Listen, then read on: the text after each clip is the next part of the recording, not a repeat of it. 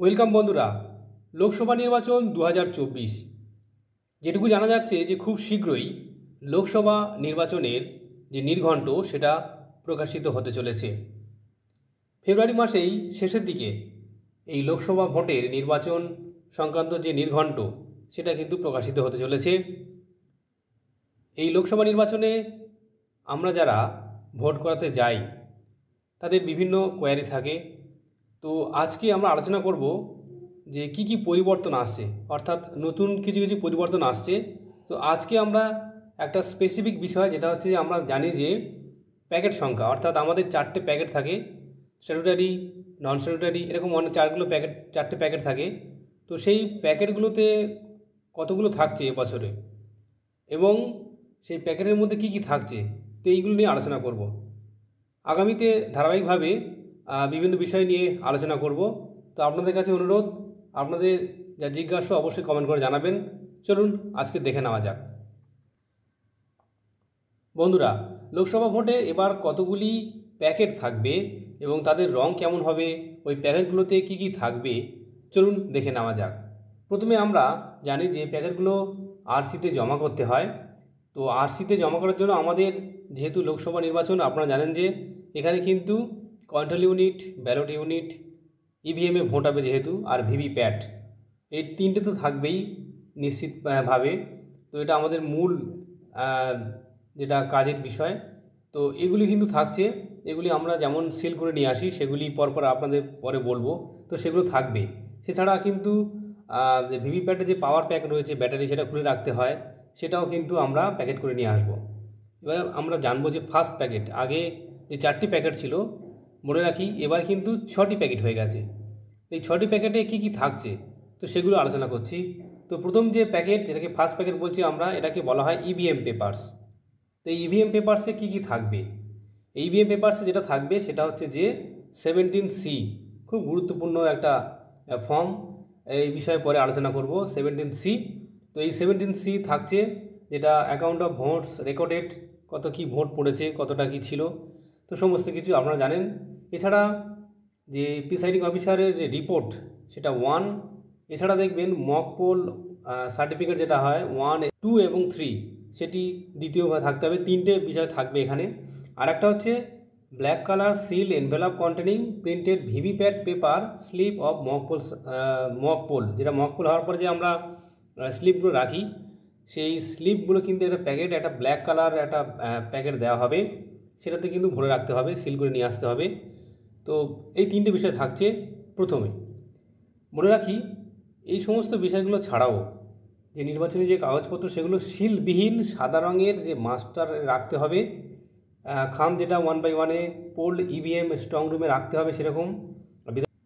তো লোকসভা নির্বাচনের জন্য কিন্তু একযোগে নির্বাচনের ক্ষেত্রে গোলাপি রঙের যে ইভিএম পেপারের জন্য একটি অতিরিক্ত মাস্টার খাম, এছাড়া গোলাপি রঙের 17C রেকর্ড করা ভোটের অ্যাকাউন্টের জন্য একটি অতিরিক্ত খাম, যেগুলো আমরা নিয়ে আসি, হ্যান্ডেলে লাগিয়ে নিয়ে আসি, অথবা যখন আরসিতে জমা করি তখন কিন্তু ওনারা চান এক্সট্রা, সেগুলো কিন্তু রাখতে হবে। এছাড়াও কিন্তু প্রিসাইডিং অফিসারের রিপোর্ট, যেটা 1, মক পোল সার্টিফিকেট, যেটা 2, 3, অতিরিক্ত কিন্তু খামে, গোলাপি খামে ভরে রাখতে হবে। কিন্তু আর কি করতে হবে, যে কালো রঙের যে মক পোলের ভিভিপ্যাটে কাগজের স্লিপ, সেটাও কিন্তু একটা অতিরিক্ত খামে ভরে রাখতে হবে। এটা গেল প্রথম প্যাকেট, যেখানে 3টি গুরুত্বপূর্ণ বিষয় থাকছে। সেকেন্ড প্যাকেটে আমরা আসি, এটাকে বলা হচ্ছে স্কুটিনি কভার। তো এখানে 4টে বিষয় থাকবে। এটা কিন্তু হোয়াইট কালারের হবে। প্রথম পেপারটাও মানে প্যাকেটটাও হোয়াইট কালার, আর দ্বিতীয় প্যাকেটটাও হোয়াইট কালার হবে। এটা স্কুটিনি কভার আমরা বলছি। এখানে কি থাকবে? এখানে থাকবে আনসিল, যেটা প্রিসাইডিং অফিসার ডায়েরি। আচ্ছা, এছাড়া seal envelope contain register of voters, যেটা 17A, সেটা অবশ্যই থাকবে এখানে। আচ্ছা, এরপর থাকবে যেটা এনভেলপ কন্টেনিং ভিজিট সিট একটা থাকে, সেখানে দেখবেন যে কখন কোনো অফিসার এসছেন, তাদের ভিজিট, এই সমস্ত সিটগুলো অ্যাকাউন্ট করতে হয়, সেটা কিন্তু থাকবে।